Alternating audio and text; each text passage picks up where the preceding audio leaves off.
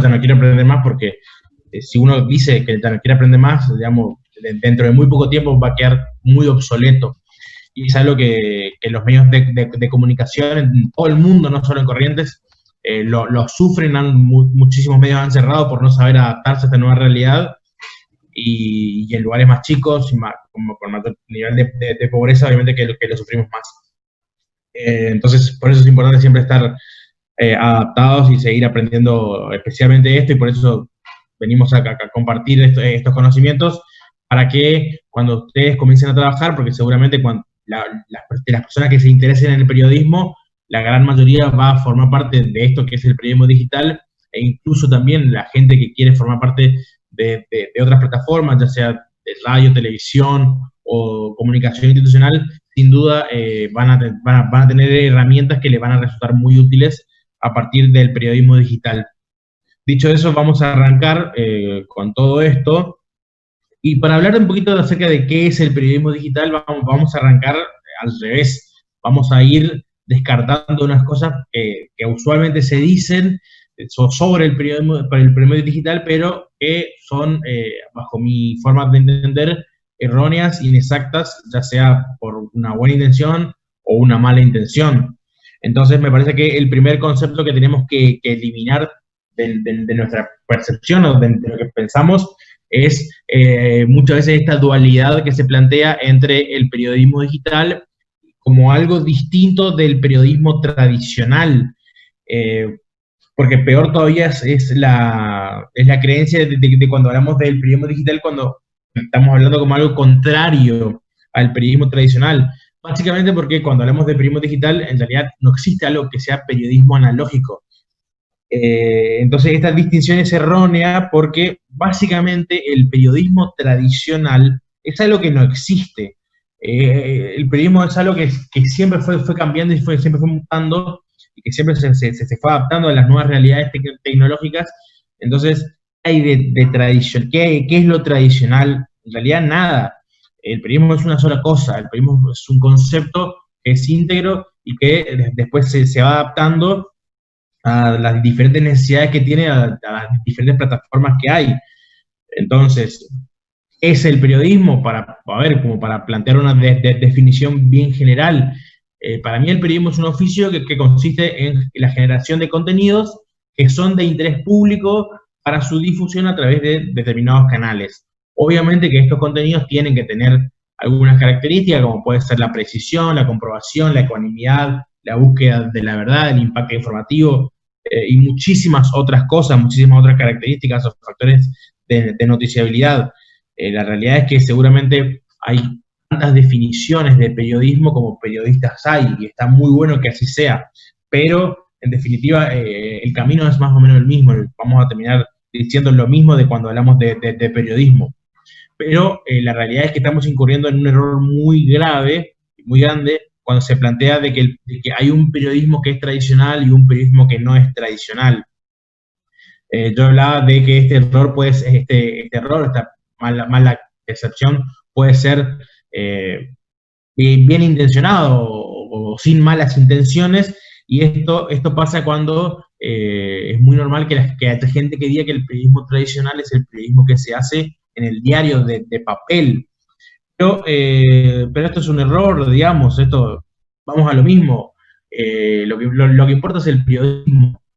Y a veces pasa esto, se confunde, que el periodismo tradicional es el periodismo que se hace en los diarios de papel, cuando lo que estamos haciendo es confundir la esencia con la plataforma, cuando estamos ligando lo que hacemos exclusivamente a un canal, cuando no estamos viendo que en realidad va mucho más allá.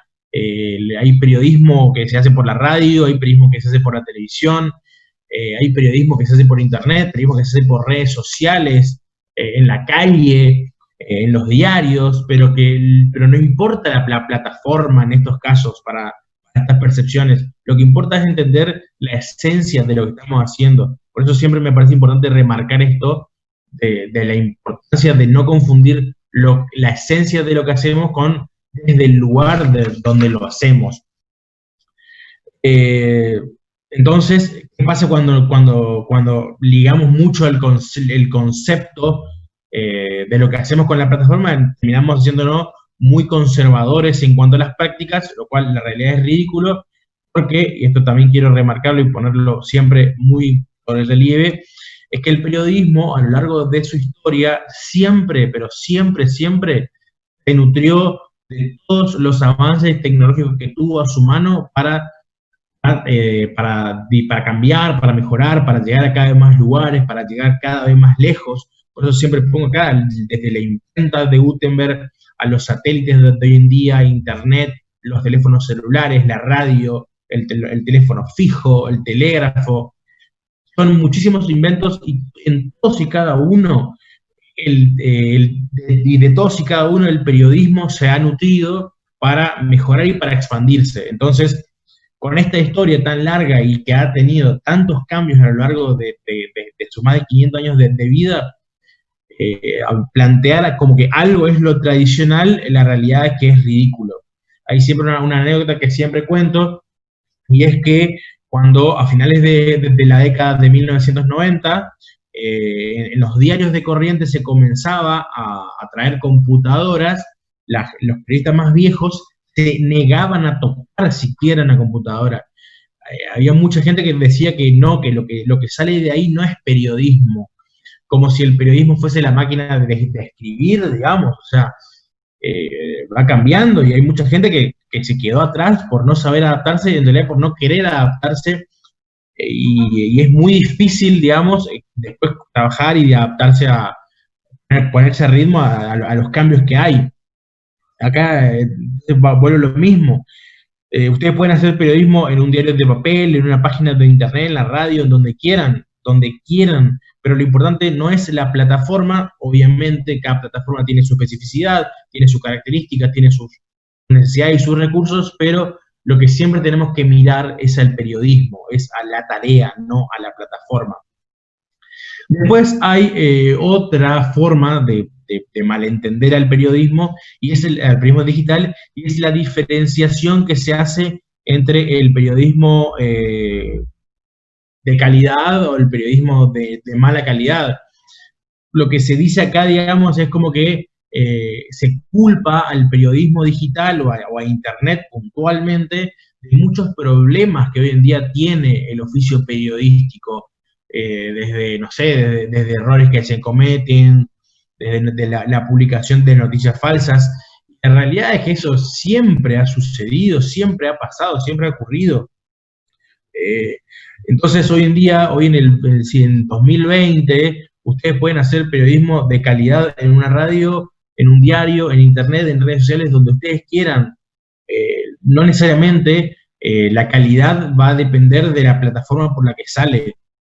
Noticias falsas se publicaron siempre, y ahora como que plantearlas como algo nuevo para culpar a Internet y al periodismo digital es la realidad que es también otro error muy, muy, pero que muy grave. La segunda idea que me parece siempre importante desechar es pensar que el periodismo digital es algo nuevo, es algo que está comenzando. La realidad es que no, para nada. Este año se cumple el 27 aniversario del lanzamiento del primer diario que se le ocurrió la idea de lanzarse a Internet, y que fue el Chicago Tribune. Ahí ven, digamos, cómo era la página, que fue el primer diario que se le ocurrió lanzarse a Internet.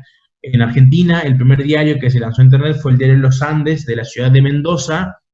Un par de semanas después se lanzó el diario La Nación. En Corrientes, el primer diario que tuvo presencia en Internet fue el diario Litoral, que se lanzó en abril del año 1998. Y en Resistencia la verdad que no sé, pero seguramente es una experiencia que tiene más de 15 años. Entonces, muchas veces se plantea el periodismo digital como algo nuevo, pero en realidad no es algo nuevo, es algo que pasa hace casi 30 años. Seguramente la mayoría de ustedes ni nacía y ya existía el periodismo a través de Internet. Entonces, el periodismo digital no es algo nuevo, somos nosotros los que seguramente estamos yendo muy, pero que muy lento. Pasado eso, esta pequeña introducción sobre algunos conceptos que me parecen importantes dejarlos de lado, vamos a centrarnos un poquito más en algunas definiciones académicas de qué es el periodismo digital, porque esto obviamente que ya es algo que trascendió de las oficinas para también formar parte de la academia y formar parte del conocimiento científico. La primera definición que quiero traerles es esta que es de Javier Díaz Nossi y Ramón Salaverría, que son dos españoles, puntualmente son vascos, que es desde el año 2003. A esto me refiero con que son conceptos que tienen sus años, esto tiene 17 años, o sea, es mucho el tiempo sobre lo cual se discute, muchas cosas que han cambiado, pero lo importante es este concepto que le voy a decir ahora, que lo tienen ahí. El ciberperiodismo es la especialidad del periodismo que emplea el ciberespacio para investigar, producir y difundir contenidos periodísticos.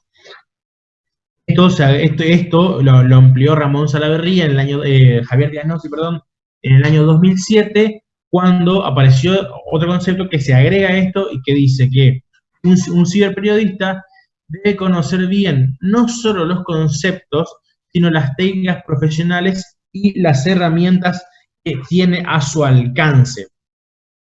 ¿Qué significa esto entonces?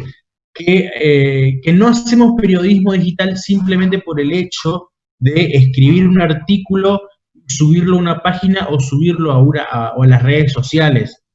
Básicamente ni siquiera hace falta ser periodista para hacer eso. Es como que pensemos que hacer periodismo de radio es sentarme a hablar en la radio, o periodismo televisivo sentarme a hablar en la televisión, y no, nada más alejado de la realidad. Hay diferentes características y diferentes herramientas que hay que aprovechar para efectivamente estar haciendo periodismo. Entonces, vamos a volver a la primera definición. Repito, el ciberperiodismo es la especialidad del periodismo que emplea el ciberespacio para investigar, producir y difundir contenidos periodísticos. Acá me parece que la palabra clave y la palabra más importante pasa por producir, porque el periodismo es producción de contenido en la gran mayoría del tiempo. Y a la hora de generar contenido, cada medio tiene su determinada especificidad y sus herramientas que podemos y que tenemos al alcance de la mano. Por ejemplo, en un diario tenemos una foto, podemos poner fotos, tablas, algún tipo de infografía, son esas algunas de destacados, tenemos algunas herramientas. Después, en la radio no podemos poner fotos, obviamente, pero sí podemos poner muchos audios. En la televisión podemos usar videos, fotos, audios, ya algo mucho más amplio. Pero cuando hablamos de lo que es la producción del Internet, tenemos infinitas posibilidades a nuestro alcance. Podemos hacer literalmente, bueno, no literalmente, pero sí casi siempre lo que se nos dé la gana, podemos hacerlo, se puede lograr. Lo importante pasa por saber cómo hacerlo y de también conocer qué herramientas tenemos al alcance de la mano para poder implementarlas en nuestros contenidos periodísticos y nuestros artículos.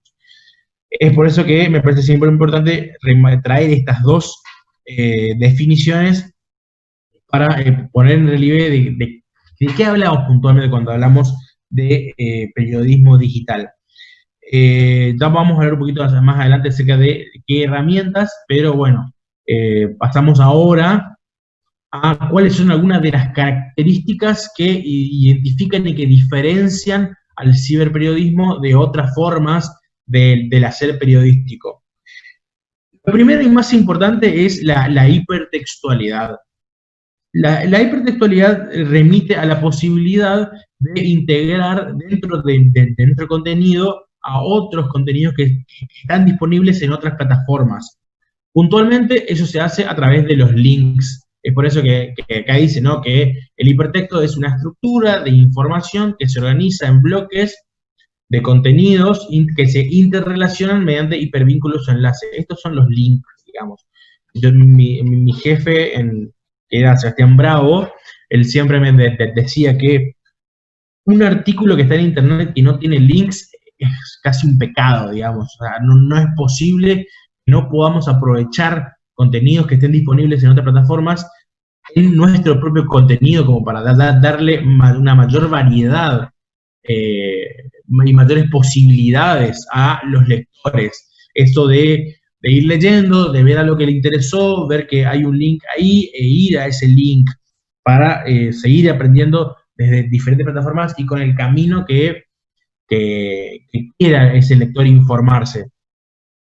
Seguramente ustedes que son más jóvenes, esto lo tienen súper incorporado, lo tienen súper asimilado y quizás no le dan la trascendencia que tienen los links. ¿Y saben por qué son importantes los links? Porque los links en Internet quebraron la manera en que la gente lee. La gente leí durante más de 5.000 años, la gente leyó de la misma forma, digamos, o casi siempre de la misma forma. En Occidente, ¿cómo leemos? Leemos de izquierda a derecha, de arriba a abajo, página por página. Una forma totalmente lineal, digamos. Ustedes saben que lo que tiene una página, yo acá tengo mi machete, yo sé que de acá no hay nada, no hay absolutamente nada fuera de esto. Entonces yo leo de izquierda a derecha, de arriba hacia abajo. Pero cuando estamos en Internet, tenemos otras herramientas y podemos a través de los links insertar y generar esto que es, que está acá, digamos, que es ya no es una lectura lineal, sino es una lectura multidireccional, donde es el usuario quien tiene la posibilidad de informarse como quiere, de tomar el camino que quiere. Y eso lo va a hacer, y vos insertes links o no insertes links. Va a haber una palabra que le va a gustar o que le va a llamar la atención, una frase, un nombre, algo que le va a llamar la atención y que se va a ir, que lo va a buscar en Google, porque ahora tenemos esa herramienta de hacer clic con los botones izquierdos del mouse, con los botones derechos del mouse, y poner buscar en Google. Y ese lector se fue. Entonces, por eso es importante incorporar links para nosotros ayudarle al lector a tomar el camino que quizás más nos convenga a nosotros como comunicadores. Y es por eso que los links son importantes y no hay que naturalizarlos, porque realmente son algo muy, pero que muy importante y son fundamentales a la hora de pensar esta clase de contenidos periodísticos. La gente no lee de arriba a abajo, de izquierda a derecha, la gente lee como quiere, y cuando quiere, y porque quiere, y si quiere. Entonces, tenemos que tenerlo en cuenta eso a la hora de generar nuestro contenido periodístico. La segunda característica pasa por la multimedialidad. La multimedialidad es un concepto que remite a la posibilidad de integrar en un mismo soporte muchos medios, audios, videos, gráficos, infografías. Hay infinitas posibilidades que nosotros podemos insertarlo dentro de nuestro contenido, pero también tienen que estar insertos bajo una lógica, ¿no? No puede ser que esté todo así nomás, o que esté como se nos ocurra, no, tenemos que pensar bien qué poner, dónde poner, por qué ponerlo ahí, por qué no ponerlo en otro lado. Eso tenemos que estar bien, tenemos que entenderlo bien. Y el otro concepto que me parece siempre importante para remarcar con esto de la multimedialidad es que cada cosa que insertamos, cada contenido multimedial que insertamos en nuestro contenido, no tiene que ser un simple decorado, no, tiene que ser un contenido en sí mismo, tiene que agregar más información, tiene que darle otras posibilidades a nuestros lectores, a los usuarios. Es fundamental verlo de esa manera, ¿no? Que sea algo que sea un contenido en sí mismo. Hay muchas formas, esto principalmente pasa con las imágenes, que quizás es lo más fácil de agregar. Hay muchas formas de editar fotos o de generar imágenes o de sacar las fotos que queramos. Las infografías son una oportunidad increíble, son algo súper importante que tenemos a mano. Mi herramienta favorita en este caso es Infogram, para generar infografías digitales. Estas son cosas que he hecho yo a lo largo de los años. Este es un cuadro que son las leyes que salieron en la provincia, que se aprobaron en la provincia de Corrientes desde el año 1983. Entonces tenemos este recorrido de ir viendo año a año cuántas leyes hubo, por qué en este periodo no hubo leyes, y así nos permite a nosotros como periodistas primero sacar nuestras propias conclusiones, y es una posibilidad que también tiene el usuario. El usuario también puede ver este cuadro que hicimos y analizarlo como mejor le parezca, como mejor se le ocurra, y a partir de eso ir aprendiendo, ir incorporando estos conocimientos desde el camino que ellos quieran. Repito, Infogram es mi herramienta favorita, la verdad que me parece increíble todas las posibilidades que da. Después hay otra página que es PictoChart, donde tenemos una posibilidad de hacer algo más de periodismo visual, ya no tanto que es con cuadros, pero sí tenemos muchas herramientas de diseño que nos permite generar nuestro contenido y darle otro vuelo. Este cuadro que tienen acá, también lo hice yo, donde ahí pueden ver otra forma de plantear el mismo contenido anterior. Esto de las leyes está más o menos también expresado acá, de una forma diferente, quizás no vean, pero acá este señor está enojado, se va enojando, según la cantidad de leyes la cantidad de leyes que se aprobaron en los últimos años. Son diferentes maneras que tenemos y diferentes posibilidades de presentar la información. Después está ThinLink, donde nosotros podemos marcar diferentes puntos de interés en una foto y darle una explicación un poquito más ampliada a los lectores gracias a esas imágenes que tenemos. Pasa mucho cuando se saca foto a un escritorio de algún político donde te va marcando punto por punto y dice, él tiene este libro, él usa esta virome, y así podemos ir marcando diferentes puntos dentro de una foto para hacer un contenido un poco más ampliado. Después, si tienen la posibilidad de trabajar con diseñadores gráficos, muchísimo mejor porque tienen muchas más herramientas y muchos más conocimientos para generar su propio contenido, y está bueno la comunicación que se puede establecer entre un periodista y un diseñador para generar algún tipo de propuestas y de piezas interactivas o no. En este caso, esta pieza es analógica. Esto es que hubo un día en el año, un par de años atrás, donde Ricardo Colombi se convirtió en el gobernador que más tiempo estuvo a cargo en Corrientes.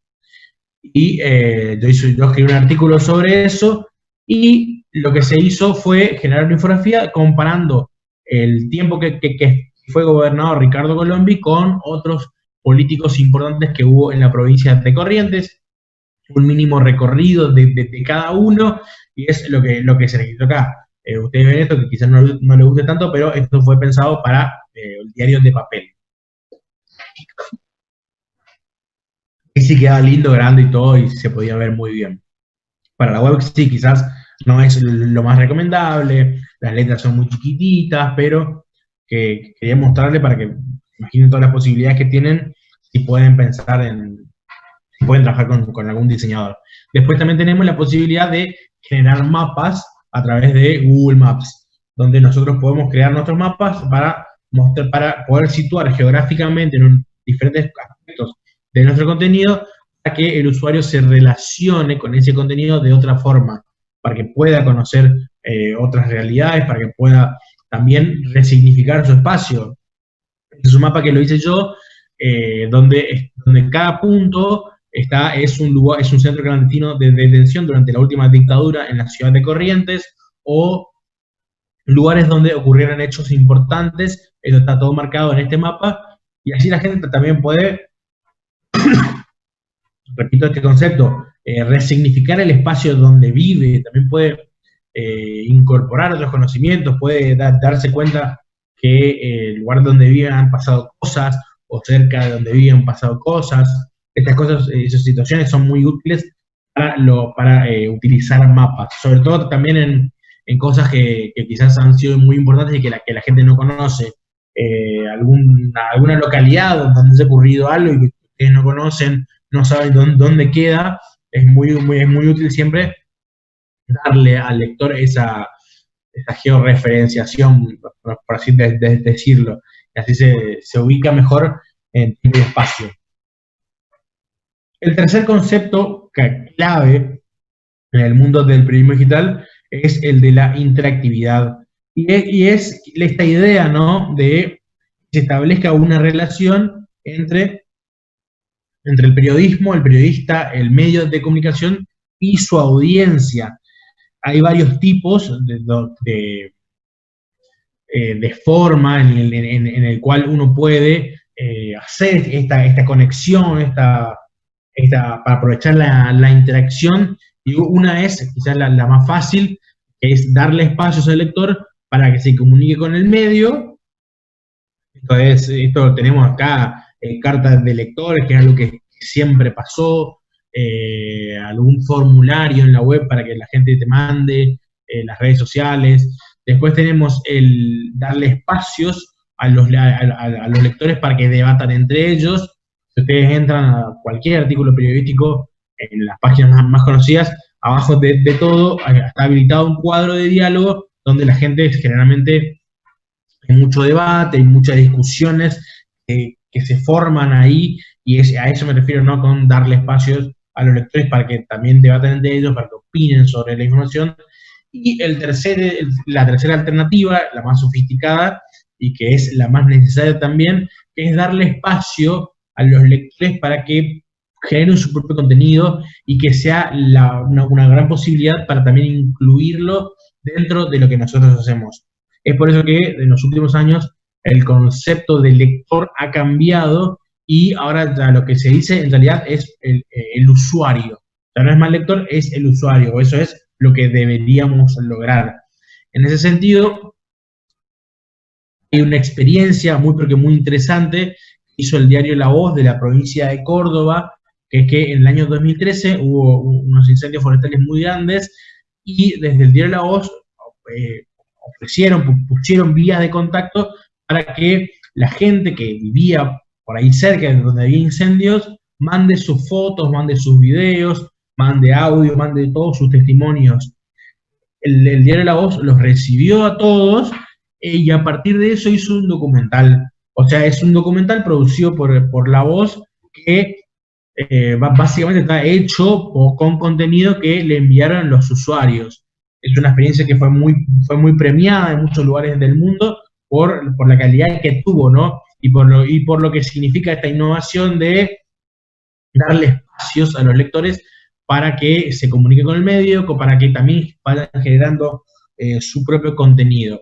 Y el último, estos tres, digamos, son quizás estos tres que yo le menciono, la hipertextualidad, la multimedialidad y la interactividad, son los conceptos más tradicionales en torno a cómo tiene que ser un contenido de periodismo digital, a lo cual yo siempre le agrego un cuarto, que es la memoria, que es un concepto del autor brasileño Marcos Palacios, y es que hay una realidad, digamos, ¿no?, que cuando uno saca algún tipo de contenido, seguramente hay muchas cosas que pasan hoy que ya pasaron.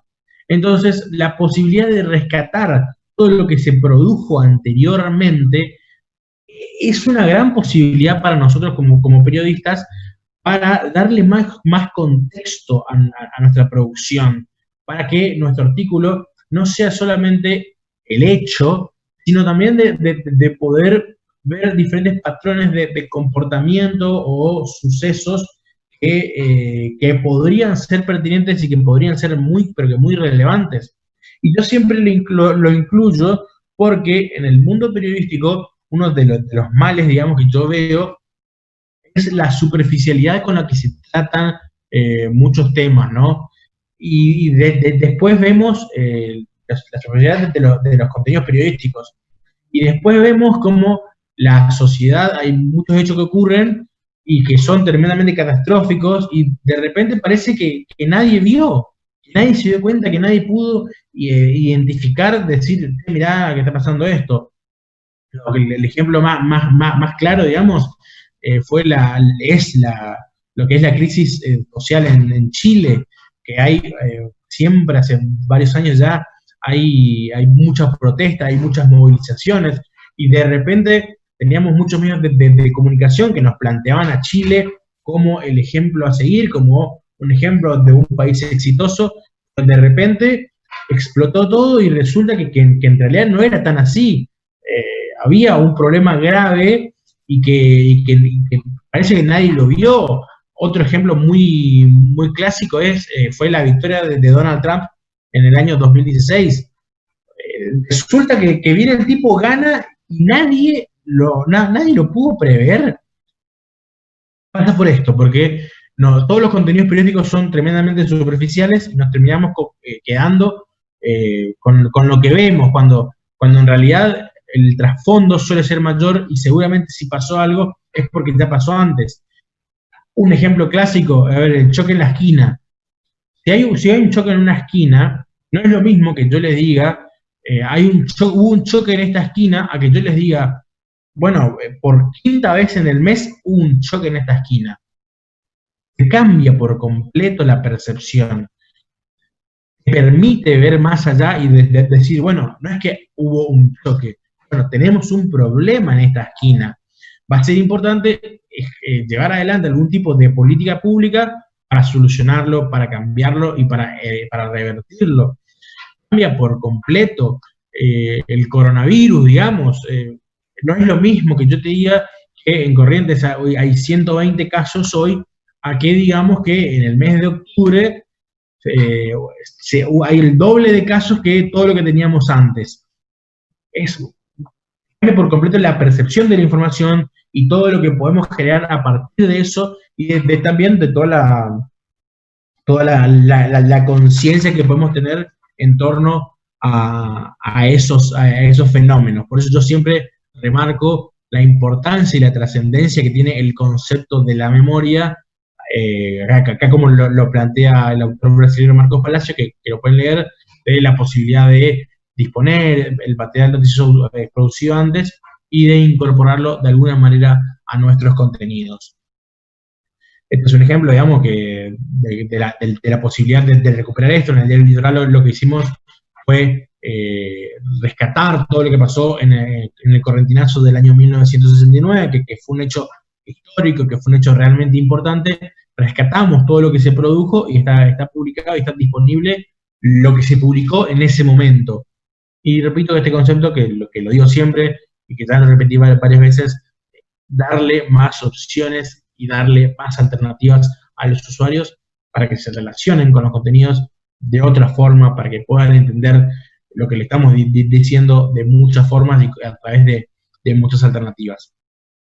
Pero cuando hablamos también de hacer periodismo en el siglo XXI, hay cuestiones que quizás van mucho más allá de lo metodológico, de las herramientas y de la tecnología, y tiene que ver con generar contenidos de interés público, ¿no? De aprovechar las herramientas que tenemos a nuestra disposición y utilizarlos de una forma responsable, de ser cuidadosos con determinados temas, de ser responsable con otros y de ir más allá de lo que pensamos e ir más allá de lo que vemos, y es en este concepto que yo siempre pongo, que ponerle más nuestro corazón al contenido que generamos.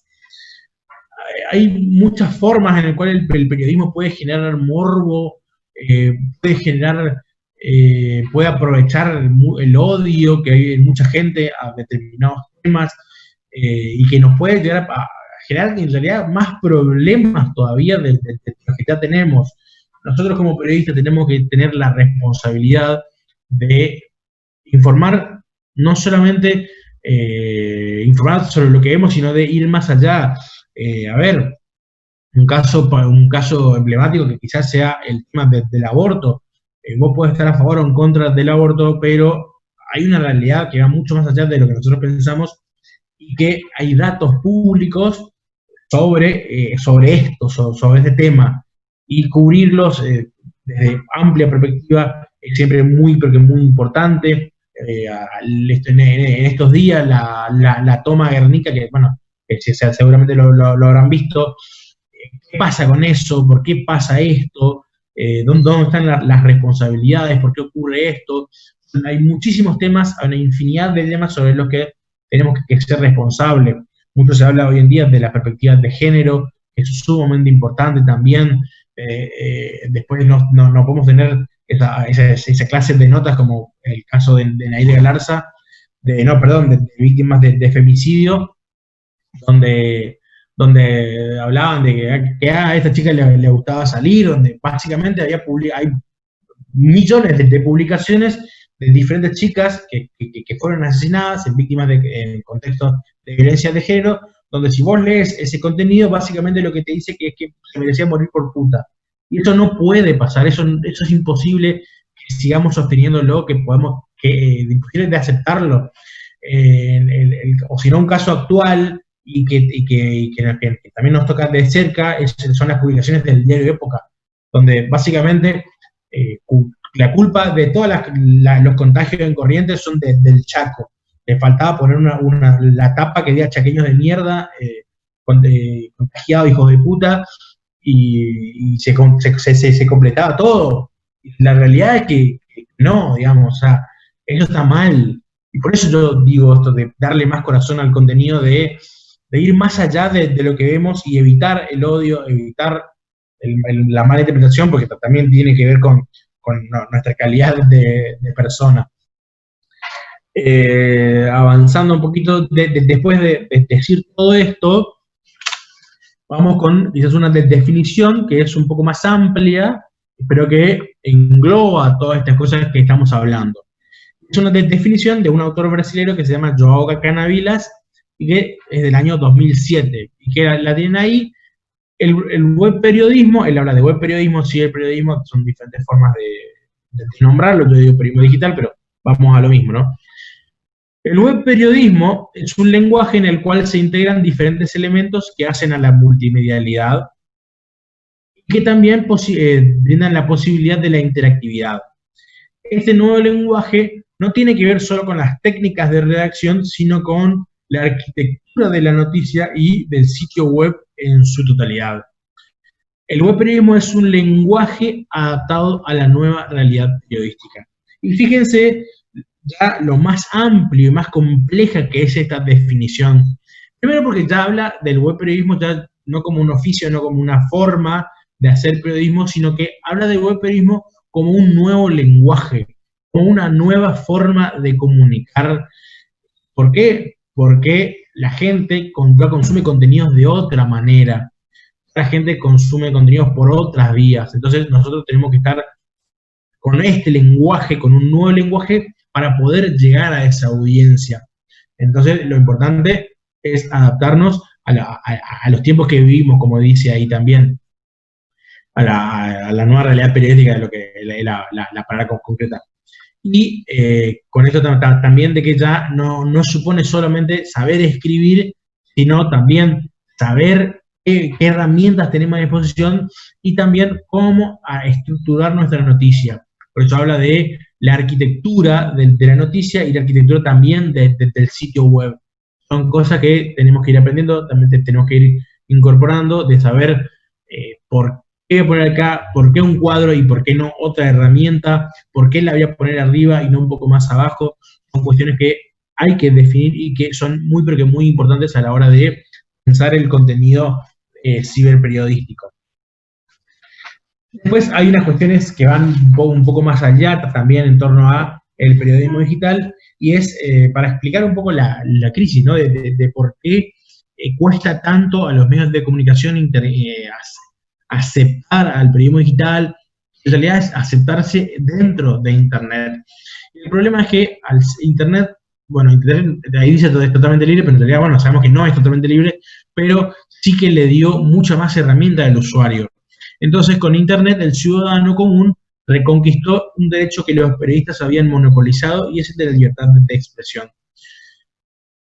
Esto es muy, pero que muy importante para entender un poquito del origen de la crisis, ¿no? de los medios de comunicación, porque no ha habido un fenómeno tan, pero que tan grande y tan revulsivo para los conceptos del periodismo como es Internet. Y mucho, mucho, mucho tiene que ver este concepto, que el ciudadano recuperó la libertad de expresión como suya, que es algo que era pensado que solamente era de los periodistas. Entonces eso generó un gran golpe al ego de los medios de comunicación y de muchos periodistas, y por sobre todo de muchísimos empresarios, que en definitiva son la raíz del problema, son los malos empresarios, siempre, en este caso. Entonces, desde ahí viene, por eso que muchísimos medios han cerrado, diarios, radios de todo el mundo han cerrado por no saber adaptarse a esta nueva realidad, a estos nuevos tiempos que vivimos, y de adaptarse también a esta nueva forma en que los ciudadanos se comunican entre ellos y de esta forma en que los ciudadanos consumen contenidos. Hay un ejemplo también que siempre pongo, y es que antes, vos cuando era un diario, vos competías contra otro diario. Si vos eras una radio, vos competís contra otra radio. Hoy en día, en Internet, no es así. Vos en tu contenido de Internet, que se consume generalmente mucho por teléfonos celulares, vos no solamente estás compitiendo contra otras plataformas, contra otros medios, sino que mi noticia va a competir con el WhatsApp que te mandó tu mamá, el mensaje de Instagram que te mandó una persona, la foto que subió a Twitter una persona. Contra todo eso, hoy en día, todo eso es la competencia de los medios de comunicación. Ya no competimos solamente con otros medios, competimos por la atención de los usuarios, que está en 10 millones de cosas a la vez, porque hay cada vez más pantallas, tenemos teléfono, hay relojes inteligentes también ahora, así que es importante estar adaptado a esta nueva realidad para poder llegar a esa gente con todo lo que eso significa. Y después, también es importante entender todos los problemas. Hoy en día, los medios de comunicación, los diarios, los portales, las radios, no tienen la credibilidad que supieron tener décadas atrás, porque la gente también tiene otras herramientas para poder interpretar lo que esos medios le dicen. Entonces, hay una crisis de representatividad de los medios de comunicación, porque la gente ya no confía tanto como antes en los medios, y obviamente muchísima de la responsabilidad de esto la tienen los propios medios, los propios periodistas y muchos políticos que han sabido aprovechar esto muy bien para sí mismos, ¿no? Hoy en día hubo un ejemplo muy, muy grande en estas últimas semanas, es que el diario New York Times sacó un informe que Donald Trump no había pagado casi ningún impuesto. Y a Donald Trump no le importó porque la gente que lo votaba ni el 10% leía el New York Times. Entonces el New York Times podía sacar un video de Donald Trump matando a un osito y que no le iba a importar y que va a decir, no, que eso es mentira porque salió en el New York Times. Obviamente también pasa en Argentina, eso también va a pasar en Corrientes, pero se me ocurrió ese ejemplo como el más actual, ¿no? Algo muy novedoso que pasó hace poco y con un tema tan importante. Otra cosa también es que la gente, al consumir contenidos de otra forma, ya los medios de comunicación no son la prioridad de la gente. La gente no necesita de los medios de comunicación para informarse. ¿Para qué yo voy a entrar a un artículo del Diario Litoral para saber cuándo cobro si yo en Twitter le sigo al gobernador Gustavo Valdés y ya lo leí al gobernador? Ya el medio ya no es la prioridad para los usuarios para informarse y para saber la realidad. Eso también es importante entenderlo, y también es importante generar contenido bajo esa lógica para poder llamar la atención de los usuarios y que te lean y poder ser relevante. Esto es algo que la mayoría de los medios no entiende y genera obviamente que muchos problemas. Y después obviamente los efectos económicos que trae con esto, especialmente con lo que pasa en las redes sociales. Antes vos tenías muy pocas opciones para publicitarte. Antes en Corrientes existía solamente la radio LT7, entonces los partidos de fútbol que relataba LT7 estaban repletos de publicidad porque era el mejor lugar. Hoy en día, ¿para qué vas a poner 20.000 pesos en una publicación en un diario si vos pones 500 pesos en Facebook y el local se te llena en 10 minutos? Cambió por completo, y el reparto de la torta publicitaria se reparte, o sea, es mucho más equilibrado entre muchísimos más actores.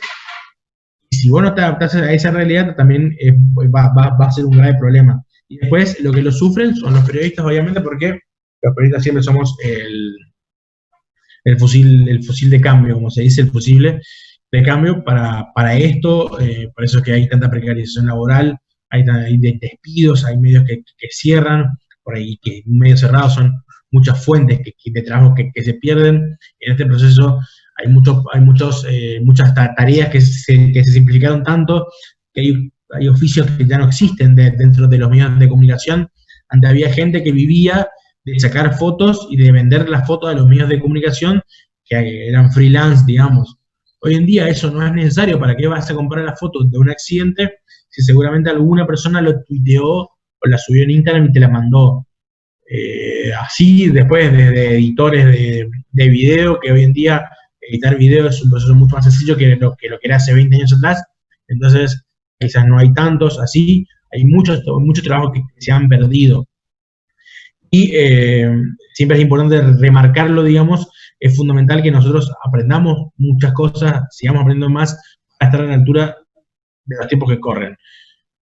Obviamente, tampoco digo que tengamos que regalar nuestro trabajo, no, todo lo contrario, pero tenemos que seguir aprendiendo y tenemos que incorporar siempre cada vez más y más contenido y aprender más cosas y saberlo, pero primero y principal para nosotros, y si en el medio nos pagan para eso, hacerlo, porque también pasa mucho que hay muchos trabajadores que cumplen muchísimas funciones y lo que hacen es terminar regalando su trabajo y terminan quitándole la posibilidad a otra persona que sabe de eso, de vivir de eso, ¿no? Que lo cual también es un grave problema para los medios de comunicación. Es un poco eso, la exposición, que les haya servido en torno a todo lo que es el periodismo digital. Si alguien tiene algún tipo de preguntas, estoy disponible para evacuar dudas, para lo que quieran saber, o lo quieran opinar también, ¿no?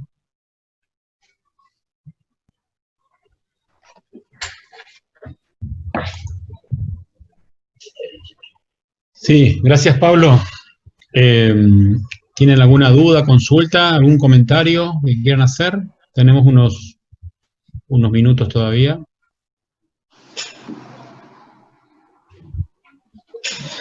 ¿Cómo estás, Roberto? Perdón. Buenas tardes, profe. Disculpe, Sí, hable nomás. No, dale, metele. No, que hable el alumno. Dale, Javier, soy. Dale. Le quería preguntar a Pablo con respecto a los links, que él dijo, bueno, que es demasiado importante y que hay que ponerlos y aprovecharlos. Por ejemplo, si yo hago un artículo o estoy haciendo una nota, para citar, pongo el año, las normas APA que estamos usando, y se puede poner el link al lado. ¿A eso te referías con utilizar los artículos? ¿O a qué te referías? Que dijiste que un profesor había dicho que es un pecado no ponerlo. ¿Cómo podríamos incluir los artículos, los links, quiero decir? Muchas gracias. Las normas APA, mi peor enemigo. No. Básicamente en un artículo periodístico no hace falta poner normas APA, digamos. Si vos querés citar una fuente, puedes hacerlo simplemente diciendo de dónde la sacaste o citando según tal libro. Y a la hora de insertar el link tenemos muchas posibilidades. La que más me gusta a mí es hacer la parte del texto, ¿no? De mencionar un dato. Por ejemplo, a ver, en el hospital de campaña hay 20 internados, y tomar esa palabra, en el hospital de campaña de 20 internados, y insertar ahí el link para que la gente entienda que hay más información sobre eso, y hace clic ahí, se va a ir a otro artículo. O la otra opción es, algo que pasa mucho, es seguir leyendo este artículo, o ver más en tal artículo. Son diferentes posibilidades que tenemos, ¿no? Para ahora de poner links en un artículo periodístico, pero en un artículo periodístico, gracias a Dios, no hace falta las normas APA.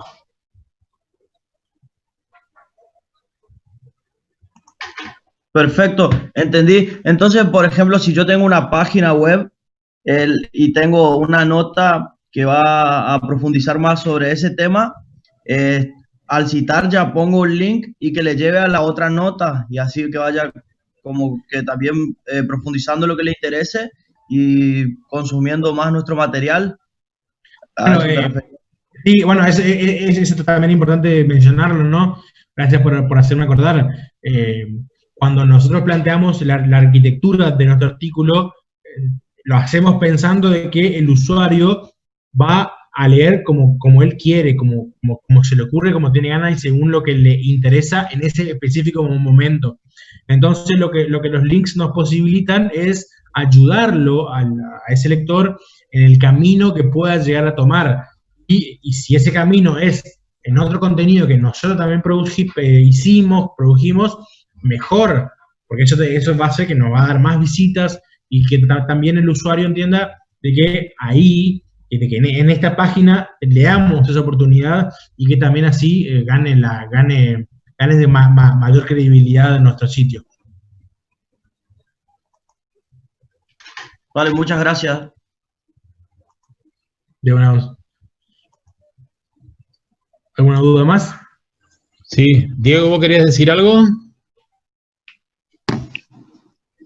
Sí, ¿cómo estás, Pablo? Antes que nada, muy buena la charla.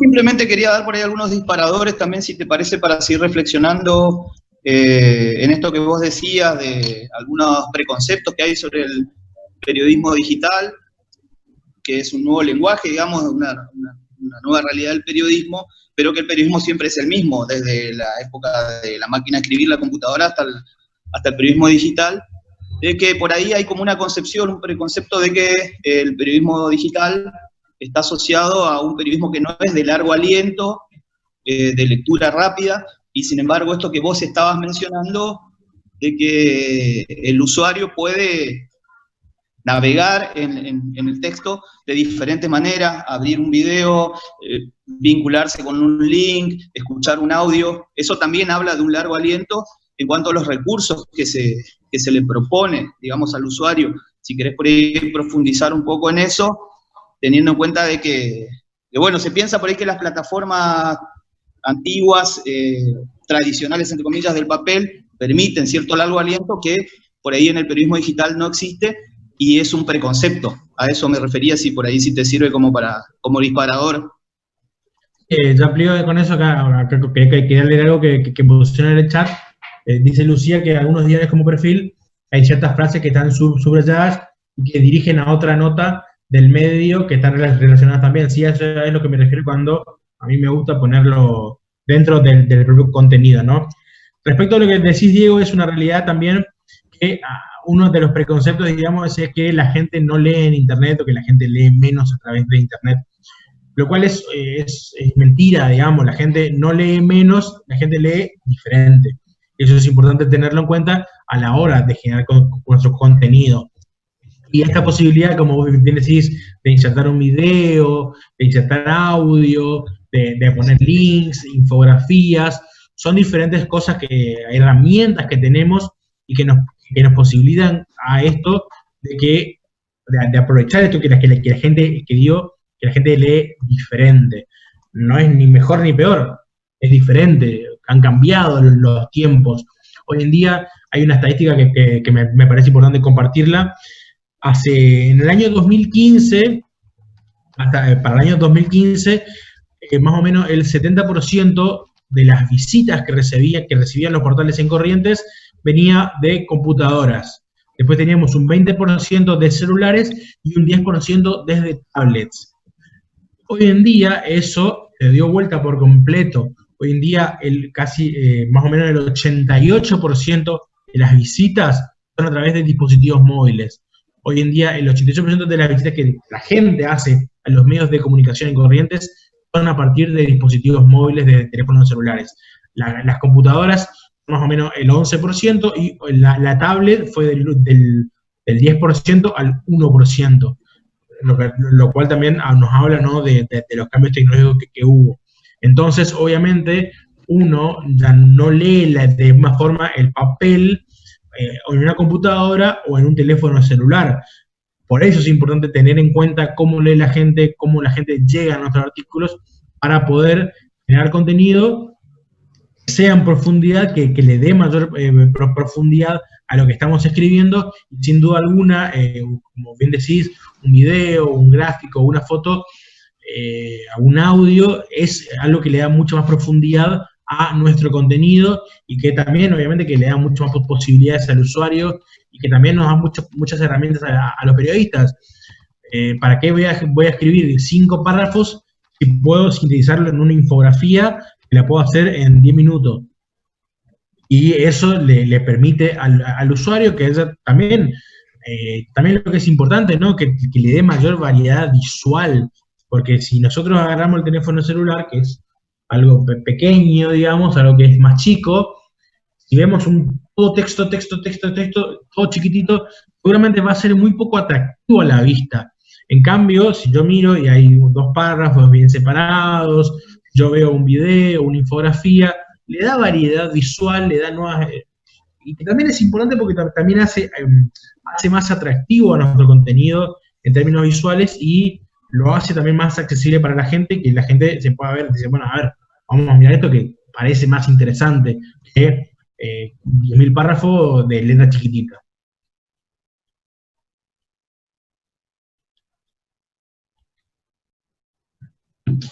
Perfecto, Pablo, gracias. Sí. ¿Alguien más quiere hacer alguna consulta o aporte, comentario?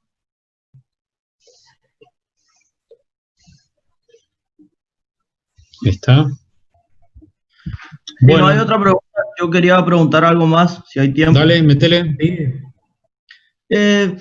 Pablo había dado un dato sobre un video que habían hecho de La Voz, un documental, y dijiste que, bueno, que es importante incluir y darles espacio a los lectores.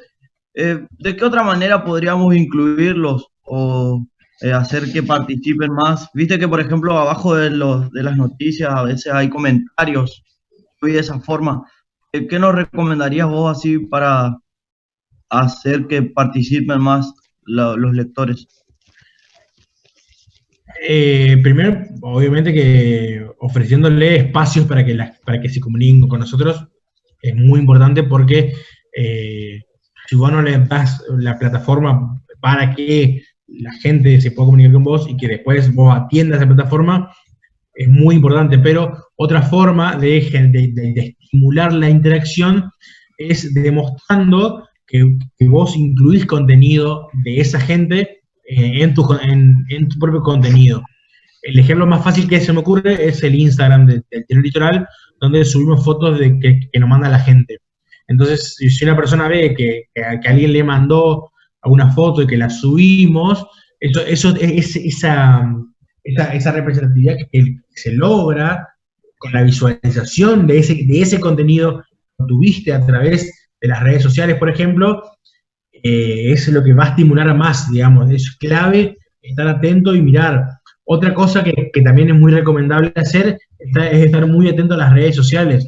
Obviamente que hay mucha gente que le pasó algo, que quiere dar a conocer algo, y no es que se va a comunicar con un medio, tiene su propio Twitter, tiene su Instagram para hablar, para difundir algo. Entonces ahí es muy importante estar atento a esas cosas que pasan en la sociedad y que se distribuyen a través de las redes sociales, y que pueden llegar a ser muy importantes y que nos pueden llegar a generar algún tipo de contenido. Pasa mucho con en los últimos tiempos con todo lo que es violencia de género. Hay cosas que se han que han logrado visibilidad, no desde los medios a las redes sociales, sino que desde las redes sociales a los medios. Entonces, cuando cada vez más gente ve que vos usás ese contenido y que lo incluís y que le da visibilidad, más gente se va a ver estimulada a formar parte de esos procesos y de esos intercambios y de esa interacción. Por eso es que es pero que muy importante estar atento a todas las herramientas y todas las posibilidades que tenemos a mano. La clave es esa, no solamente darle la plataforma a los usuarios, sino demostrarle lo usás y que vos lo incluís, que en definitiva lo que le estás diciendo es que al lector, que bueno, que ellos también son importantes. Y ahí es como se genera el intercambio, sea desde, hay veces que no, bueno, vas a hacer un artículo periodístico de una foto que te mandaron. Capaz hubo un choque, pero que no pasó nada, digamos, y entonces quizás no tiene valor periodístico porque no pasó demasiado y que vos no lo vas a usar, pero que bueno, que te compartió la foto y vos le das retweet. Son diferentes formas que cada medio puede elegir de cómo relacionarse con su usuario, pero lo importante siempre es buscar la manera y buscar la forma para incluir. El caso de La Voz me pareció mejor, pero también hay que entender de que La Voz usó una infraestructura muy grande para producir eso, que seguramente ningún medio en Corrientes va a destinar tantos recursos a la generación de esa clase de contenidos. No hace falta ir a lo tan grande.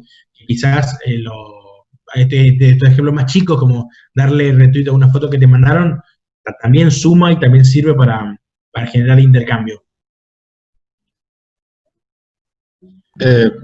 Pablo, pregunto yo, una consulta, una pregunta. Pequeña pregunta también, digamos, que es la accesibilidad. Si Ariana pone, la accesibilidad podría ser una de las características, puesto que desde la web se puede hacer más accesible a las personas no oyentes, por ejemplo. Sí, digamos, obviamente que la accesibilidad es un factor muy importante y que hay que tener en cuenta, porque hoy en día hay ya con muchas herramientas y muchas plataformas digitales, ya hay ciegos que pueden usar teléfonos especiales. Entonces, sí, digamos, sin lugar a dudas que puede ser muy importante y sería muy importante que más medios incluyan esa posibilidad. Pero vamos a lo mismo que dije recién, quizás hay determinadas herramientas que requieran un mayor despliegue por parte de los medios de comunicación y que quizás después no pueda capitalizarlo de alguna forma. Y habría que tener una medición, ¿no? De cuánto, a ver, pongo un ejemplo, digamos, el Diario Litoral podría generar una herramienta para que la noticia se pueda leer a través de un audio, pero habría que ver, digamos, cuánta gente va a usar esa herramienta y qué tan conveniente pueda llegar a ser. Es por eso que quizás los medios no avanzan en esa perspectiva, pero obviamente que sería muy importante que se piense más en la accesibilidad y que le demos más herramientas a los usuarios que tienen alguna clase de limitación. Pablo, una consulta. Siempre leemos que los diarios venían perdiendo hasta el año pasado un promedio de 10% anual de ventas, de lectores y el diario papel, ¿no? Seguramente cuando salga la estadística de este año en todo el mundo, ese 10% tranquilamente en el mundo en plena pandemia va a aumentar, o seguramente va a ser tranquilamente un 20% en todo el mundo. Y en Argentina, a esa pandemia y la crisis económica y la situación del dólar y cuestiones que tienen que ver con la coyuntura financiera, seguramente ese número va a ser más profundizado aún. Esos números se van a conocer recién el año que viene. ¿Vos qué pensás cuál es el futuro del diario papel? Hay un sector que piensa que va directamente a la desaparición y otro que piensa que va a quedar reducido a un medio más, quizás emblemático, nostálgico, como es, qué sé yo, ahora una radio AM o un canal de televisión de aire, por dar dos ejemplos de medios de comunicación que fueron desplazados por otras formas. ¿Vos, cuál es tu idea y en qué posición te ubicarías? Yo creo que sí, o sea, todo cambió, digamos, o sea, todo cambia. Hoy en día, a ver, hace 30 años atrás, las novelas gráficas eran algo muy popular. Eran novelas que vos tenías como historieta, pero que eran actores y que tenían diálogos. Hoy en día eso ya no existe, también ha desaparecido el radioteatro. Hoy en día la televisión también está como en esa crisis, ¿no? Creo que en algún momento el diario de papel va a desaparecer, sin lugar a dudas. Yo creo que no falta mucho para que en Corrientes dejemos de tener diarios. Van a ser solamente de circulación de sábados y domingos. Gratuitos. No necesariamente gratuito, o Ah. gratuitos algunos, pero gratuito no creo que sea. Pero o sea, va a ser de circulación solamente sábado y domingo. Yo creo que es algo que va a pasar más temprano que tarde, pero lo importante, digamos, es apostar a la reconversión, ¿no?, de las empresas y lograr que a través de poder capitalizar los contenidos digitales y de poder monetizarlos de alguna forma. Por ejemplo, los diarios más vendidos del país, como son La Nación y Clarín, vienen trabajando muy fuertemente en los últimos 5 o 6 años para esto, ¿no?, de poder monetizar el contenido y que pueda ser rentable el periodismo de Internet y que esas ganancias le sirvan a la empresa en su conjunto para poder seguir sosteniendo este producto del diario de papel. En medida que las empresas no se adapten a estos nuevos tiempos, a estas nuevas realidades, y que no busquen la manera de monetizar los contenidos digitales o tratar de monetizarse de otras formas, sin lugar a dudas, los diarios de papel van a desaparecer, porque los gastos para hacer un diario de papel, quizás los chicos lo habrán visto en primer año, los gastos operativos son muy grandes, desde el taller, de tener una rotativa, pagar el papel, pagar la tinta, pagar los obreros para que trabajen en eso, es una necesidad muy grande, y si no se buscan nuevas formas de capitalizar nuestros contenidos, de generar ingresos, sin lugar a dudas, el camino va a tender a la desaparición de los diarios de papel. Es algo que tarde o temprano va a pasar. Eso es importante, esto que digo, ¿no?, de buscar la manera de encontrar otro tipo de ingresos. Hoy en día todo el mundo habla de New York Times y de The Guardian, New York Times de Estados Unidos y The Guardian de Gran Bretaña, que son dos medios que hoy en día ganan más plata con suscriptores que con publicidad. Entonces, eso le permite, obviamente, tener primero que nada, una libertad editorial, la libertad de prensa, la tienen porque son sus propios usuarios los que pagan y los que pueden ganar mucho dinero a través de esas vías, ¿no? Pero para vos vender tu contenido digital también tiene que ser un contenido de calidad, tiene que ser un contenido diferencial. ¿Quién va a pagar, por ejemplo, hoy en día para entrar o para leer una publicación de un diario de Corrientes o de Resistencia si en muchos otros medios tienen exactamente el mismo contenido? No tiene lógica pagar por eso. Entonces, para capitalizar eso, los diarios de la región están muy, pero que muy lejos. Y es importante comentarle el ejemplo de Clarín y La Nación, porque Clarín y La Nación hicieron un camino muy largo para llegar a cobrar por los contenidos. Primero pusieron el muro de registro. Bueno, si vos querés leer este contenido, tenés que registrarte. Fue 3 o 4 años con esa estrategia de decir, bueno, vos querés seguir leyendo, registrate. Entonces, tu paga son tus datos, digamos. Vos ya no es gratis, sin costo, sino que vos estás pagando con tus datos. Eso fue durante 2 o 3 años y después ya pasó a ser algo más amplio y con una visión comercial más grande. Pasó a ser, bueno, vos pagando esta plata podés leer esto y podés acceder a esta revista, a este diario, a los lectores. Y así, hoy en día, Clarín y La Nación, a partir de un trabajo de varios años, lograron comenzar a avanzar en esto de que la gente vaya pagando. ¿Por qué? Porque estamos en un momento en el cual la gente está más acostumbrada a pagar por cosas que antes no pagaba. Hoy en día, seguramente muchos de ustedes tienen Spotify. La pregunta es, ¿por qué pagan Spotify si en YouTube tienen gratis la música? Porque Spotify le da otros servicios que son su diferencial. ¿Por qué ustedes van a pagar Netflix si en YouTube tiene mucho contenido, si en Cuevana tienen muchas películas? Bueno, pero porque Netflix tiene también su contenido diferencial que motiva a que uno pague. eso tienen que también pensarlo así los medios de comunicación. Tienen que generar un contenido que valga la pena pagar, que la gente entienda que ese contenido está disponible y que valga la pena pagarlo, y también, obviamente, hacer esto de Clarín y La Nación, de decir, de armar el caminito, ¿no? Para que ir acostumbrando a la gente a que pague. Sí, pero vos no notás diferencia en el trabajo de La Nación en cuanto a contenidos, que de Clarín. A mí me da la sensación de que La Nación sí está más concentrado en el contenido que Clarín. Me parece un contenido mucho más trabajado, más allá que uno comparta o no la línea editorial de los medios de La Nación. Es un contenido mucho más trabajado que el de Clarín. El contenido de Clarín la empresa está más dedicada a eso que llaman fierros, o sea, a la convergencia y a las plataformas y a los fierros que a los contenidos. Me parece que los contenidos de Clarín han caído mucho en la comparación con cómo crecieron en calidad los contenidos de La Nación.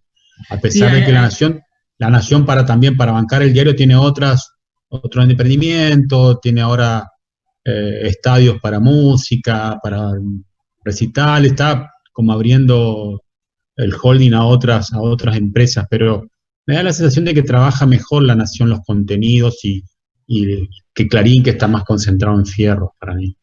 Sí, bueno, ahí la pregunta o lo que deberíamos analizar son los objetivos de cada medio, ¿no? Clarín seguramente cambió la visión, como bien vos decís, porque con ese camino ya logra vender, ¿no? Uno se esfuerza según el objetivo y según lo que tiene enfrente. Y si Clarín seguramente tiene esa visión editorial porque es lo que le conviene y es lo que sus números le indican. Pablo, sí. Son las y 54, acá nos suelen cortar así, como a chaqueño la luz a la siesta, en cualquier momento, sin avisar. Van a cortar ya en cualquier momento, así que vamos a despedirnos. Con el grupo de Gráfico 2 seguimos por Jitsi, cambiamos de plataforma. Así que te agradezco, Pablo, muchísimo el aporte y la actitud de siempre de sumar conocimiento y compartir con estudiantes. Leo lo último, Santiago Espinosa, y se cortan. Bueno, considera que se produjo y se va a producir un cambio importante con respecto a la planta de periodista en cuanto a lo digital. Sigamos camino a una reducción más importante debido a la posibilidad de republicar contenido de otros medios con mucha facilidad, también porque se ven trabajadores que cumplen más funciones por un salario bajo. Sí, tiene la pregunta, el comentario con pregunta tiene que ver con la reducción del personal de los medios de comunicación que tienen mucho personal. Acá Norte, por ejemplo, Norte Chaco en papel tiene 120 personas trabajando. Y bueno, eso, Pablo. Sí, bueno, responder rápidamente, pero eso también nos da la posibilidad a nosotros como periodistas de generar nuestras propias plataformas y de poder ofrecer otro contenido, ¿no? Porque muchos se empiezan empresas, pero también nosotros podemos hacer nuestra empresa y también podemos ser nuestra propia empresa y es importante entenderlo así y trabajar, ¿no? Para lograrlo, porque bueno, lo feo es trabajar. Pero bueno, un placer siempre, Roberto. A disposición siempre, y para los chicos también, lo que necesitan, siempre a disposición. Comuníquense conmigo que no tengan problema en hablar o responder a las dudas que tengan. Dale, Pablo, te vamos a seguir explotando todos los años, así que anda, seguí haciendo posgrado y adquiriendo saberes. Estamos en eso. Un abrazo grande y el cariño de siempre. Bueno, gente, nos vemos por Jitsi.